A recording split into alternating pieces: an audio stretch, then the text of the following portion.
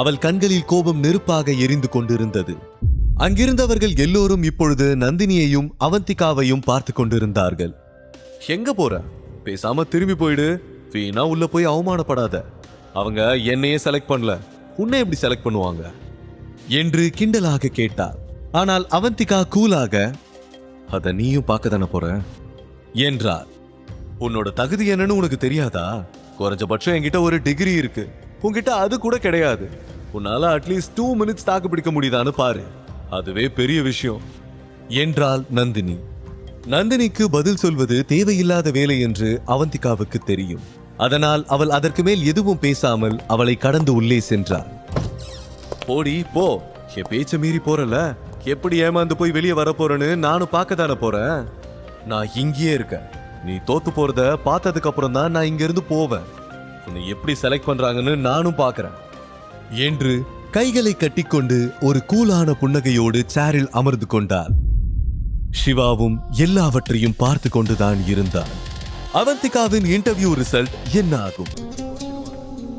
நந்தினியின் வார்த்தைகள் அவந்திகாவின் காதில் மீண்டும் மீண்டும் கேட்டுக்கொண்டே இருந்தது. ஆனாலும் அவள் கான்பிடென்டாக உள்ளே சென்றாள். Sir, May I come in என்று பணிவோடு கேட்க, yes come in, have a seat என்றார் சத்யபிரகாஷ். அவருடைய வாய்ஸை கேட்டு அவந்திகா ஒரு கணம் பயந்து விட்டார். உள்ளே இருந்த சைலன்ஸை பார்க்கும்போது அவருக்கு மேலும் டென்ஷனாக இருந்தது. அவள் அமைதியாக சத்யபிரகாஷுக்கு எதிரில் இருக்கும் சேரில் அமர்ந்தார். அவர் முதலில் அவளுடைய ஃபைலை வாங்கி புரட்டினார். பிறகு அந்த ரூமின் அமைதியை கலைத்த Sathyaprakash, your qualification is very low, எக்ஸ்பீரியன்ஸும் இல்ல, எந்த நம்பிக்கையில நீங்க இன்டர்வியூக்கு வந்தீங்கன்னு நான் தெரிஞ்சுக்கலாமா மிஸ் அவந்திகா? உங்களுக்கு இந்த வேலை கிடைக்கும்னு நீங்க எப்படி நினைச்சீங்க என்று கேட்டார். அவந்திகா முதலில் தன்னைத்தானே நிதானப்படுத்திக் கொண்டாள். பிறகு, இந்த வேலைக்கான எல்லா தகுதியும் எனக்கு இருக்குன்னு நான் நம்புறேன் சார். என்னோட எஜுகேஷன் குவாலிஃபிகேஷன் வேணும்னா குறைவா இருக்கலாம், but I have enough experience. பெரிய பெரிய டிகிரிஸ் கத்துக் கொடுக்க முடியாத விஷயத்த கூட என்னோட அனுபவம் எனக்கு கத்துக் கொடுத்துருக்கு. இதுக்கு முன்னாடி நான் இன்டர்ன்ஷிப் பண்ணும்போது நான் ஒரு மார்க்கெட்டிங் ஸ்டேட்டஸை கிரியேட் பண்ணியிருக்கேன். அது கம்பெனியோட ரெவன்யூவை 30% இன்க்ரீஸ் பண்ணி கொடுத்துச்சு. அது மட்டும் இல்ல, நான் ஒரு ப்ராடக்ட் லான்ச் பிளானையும் ப்ரிப்பேர் பண்ணி கொடுத்துருந்தேன். கஸ்டமர் பிஹேவியரையும் டேட்டாவையும் அனலைஸ் பண்ணி அந்த பிளானை ரெடி பண்ணி கொடுத்தேன். அது மார்க்கெட்ல ரொம்ப சென்சேஷனலா இருக்கு. அந்த பிளான் மூலமா கம்பெனி கஸ்டமரை புரிஞ்சுக்க ஈஸியா இருக்கும். அது மட்டும் இல்ல சார், இங்க வரதுக்கு முன்னாடி உங்க கம்பெனி பத்தி கூட நான் தரோவா ரிசர்ச் பண்ணியிருக்கேன். உங்க லாஸ்ட் குவார்ட்டர் சேல் டேட்டாவை அனலைஸ் பண்ணி பார்த்து ஒரு பிளான் ரெடி பண்ணியிருக்கேன். அது உங்க கம்பெனியோட ப்ராடக்ட் மார்க்கெட் பெனிட்ரேஷனை 20% இன்க்ரீஸ் பண்ணும். AI machine learning tools use பண்ணி ஒரு ப்ரெடிக்டிவ் மாடல் ப்ரிப்பேர் பண்ணியிருக்கேன். அது உங்க சப்ளை செயினை ரொம்ப எஃபிஷியண்டா மாற்றும். எஜுகேஷனை என்னால் கம்ப்ளீட் பண்ண முடியல, அதுக்காக நான் அப்படியே விட்டுடல. இன்னைக்கு இன்டர்நெட்ல எல்லாமே அவைலபிள். நான் செல்ஃபா நிறைய கத்துக்கிட்டேன்.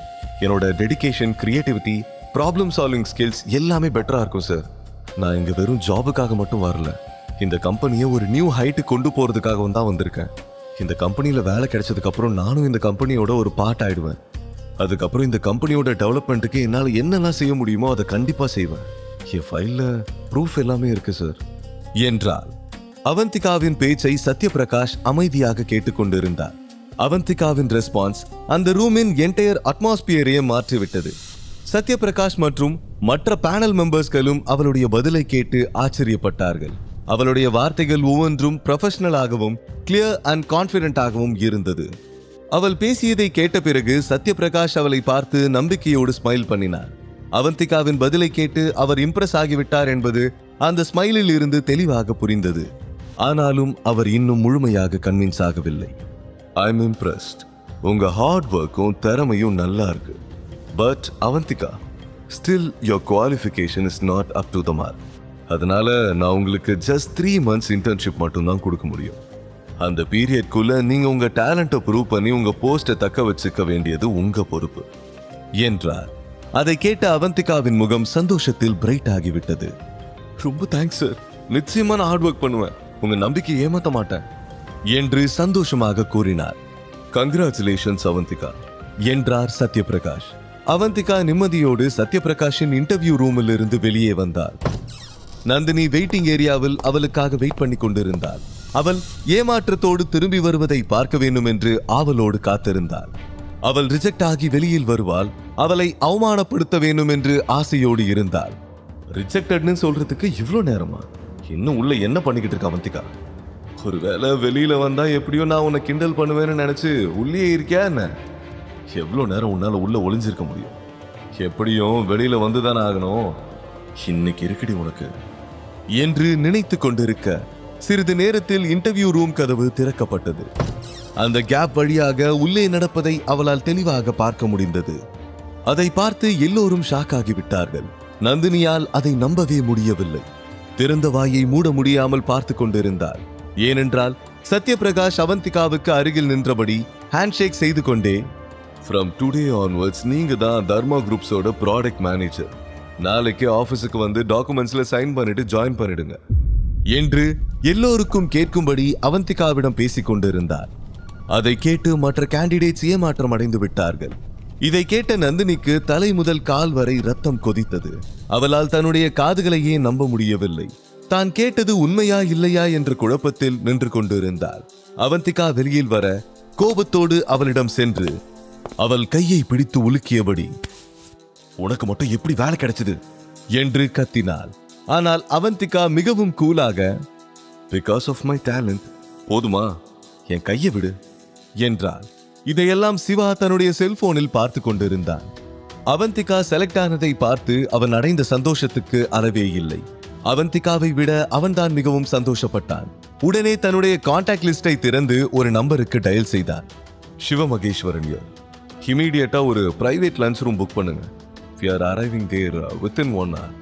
அவன் ஒரு 5 ஸ்டார் ஹோட்டலுக்கு கால் செய்திருந்தான். அவந்திகா இன்டர்வியூவில் செலக்ட் ஆனதற்காக அவளுக்கு ஒரு ட்ரீட் கொடுக்க வேண்டும் என்று நினைத்தான். முதலில் அவந்திகாவை லஞ்சுக்கு அழைத்து சென்றுவிட்டு பிறகு வீட்டிற்கு சென்றவுடன் அவளுக்கு சர்ப்ரைஸ் கொடுக்க வேண்டும் என்று நினைத்தான். அவன் அவந்திகாவின் ரூமை அவனே டெக்கரேட் செய்ய விரும்பினான். அந்த ரூமுக்குள் இருக்க வேண்டிய எல்லா பொருட்களையும் அவனே வாங்க வேண்டும் என்று ஆசைப்பட்டான். அதனால் பிரைவேட் ரூமை புக் செய்த பிறகு பல்வேறு இன்டீரியர் டிசைனர்ஸின் வெப்சைட்டை ஓபன் செய்து தேவையான பொருட்களை சர்ச் பண்ண ஆரம்பித்து விட்டான். நீண்ட நேர தேடலுக்கு பிறகு சிவா அவந்திகாவின் பெட்ரூமுக்கு ஒரு விண்டேஜ் கிளாக்கையும் சில ஓவியங்களையும் ஆர்டர் செய்தான். சிவாவும் சரி அவந்திகாவும் சரி தீவிரமான சிவபக்தர்கள் என்பதால் சென்டிமெண்டாக சிவன் சிலை ஒன்றையும் ஆர்டர் செய்தான். அவன் அவந்திகாவுக்கு ஒரு ஆடம்பரமான வாழ்க்கையை கொடுக்க வேண்டும் என்று நினைத்தான். அவளுடைய ரூமில் இருக்கும் ஒவ்வொரு பொருளும் அவளுக்கு பிடித்த பொருளாக இருக்க வேண்டும் என்பதில் அவன் எந்த காம்ப்ரமைஸும் பண்ணிக்கொள்ள தயாராக இல்லை. அதற்காக அவன் மிகவும் கடினமாக தேடினான். சிவா அவளை நினைத்து மிகவும் பெருமைப்பட்டான். அவளுடைய புத்திசாலித்தனத்தையும் நம்பிக்கையையும் பார்த்து சிவா மிகவும் ஆச்சரியப்பட்டான். என்று அவனுடைய சந்தோஷத்துக்கு அளவே இல்லை. அதே நேரம் நந்தினி மிகுந்த கோபத்தில் கொதித்துக் கொண்டிருந்தாள். நந்தினியால் அவந்திகாவுக்கு வேலை கிடைத்ததை அக்செப்ட் பண்ணிக்கொள்ளவே முடியவில்லை. நீ போய் சொல்ற, நிச்சயமா உனக்கு வேலை கிடைச்சிருக்க வாய்ப்பே இல்ல. இந்த வேலைக்கு நீ குவாலிஃபைடே கிடையாது. எனக்கே வேலை தரல, உனக்கு எப்படி வேலை தருவாங்க? அந்த சத்யபிரகாஷ் என்ன அவ்வளவு பெரிய முட்டாளா? ஏதோ நடந்திருக்கு. நீ தான் என்னமோ பண்ணிருக்க. நீ அவனுக்கு ஏதாவது ஃபேவர் பண்றேன்னு சொன்னியா என்ன? நீ பண்ணக்கூடிய ஆள் தானே. அப்படி என்னத்தை காட்டி நீ இந்த வேலையை வாங்கின என்று கேட்க அவந்திகா கோபத்தில் கைகளை முறுக்கினாள். அவளை அந்த இடத்திலேயே பலாரென அறைய வேண்டும் போல இருந்தது. ஆனால் அவள் வேலை செய்யக்கூடிய ஆபீஸை மிகவும் மதித்ததால் கோபத்தை கட்டுப்படுத்திக் கொண்டு நின்றாள். அங்கிருந்தவர்கள் எல்லோரும் நந்தினியின் வார்த்தைகளை உண்மை என்று நம்பினார்கள். அவந்திகாவை ஒரு புழுவை பார்ப்பது போல கேவலமான பிறவியாக அவளை பார்த்தார்கள். நிச்சயமாக அவந்திகா ஏதோ ஃபேவர் செய்துதான் இந்த வேலையை வாங்கி இருக்க வேண்டும் என்று நினைத்தார்கள்.